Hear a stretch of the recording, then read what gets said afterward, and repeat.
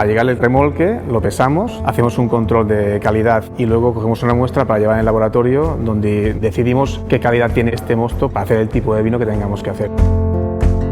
Desde que nos llega hacemos una primera analítica y luego seguir todo el proceso de fermentación hasta que ya tenemos el vino acabado con su alcohol. Solemos tener acideces un pelín más bajas. Yo creo que no hay que comparar con otro tipo de variedades, sino ver que son únicas y es por lo que apostamos.